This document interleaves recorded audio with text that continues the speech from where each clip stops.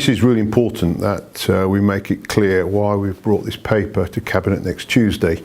We have now been terminated in our lease to do with the police where we have the contact centre, because it is our understanding they are going to be marketing that police officers in the station.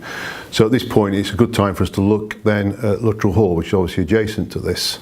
The background to Lutterell Hall is it is losing money, but it's also going to need nearly £300,000 worth of taxpayers' money as well.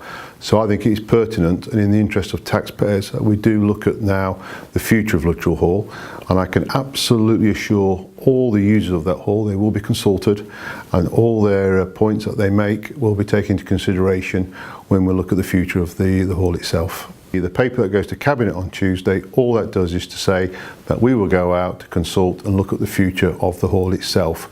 We need to do that via process, so that isn't making any decision about the future of Lutterell Hall. It could stay as it is, for instance, if we decide that is the best use of that facility. But we owe it to the taxpayer to make sure that we do look at getting the best value and the best use out of that hall. And what Tuesday will do is just ignite that process, and from there on, all users of the hall will be consulted. Like with all our assets, and particularly Lutterell Hall, I'm very, very fond with it. We've used it an awful lot.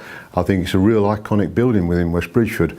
However, we do have to look at the reality of what is around us, and we make sure that we look at all our assets to make sure they're working for the public and they're giving good value for money to everybody. And that's why this has been, process has been ignited this way.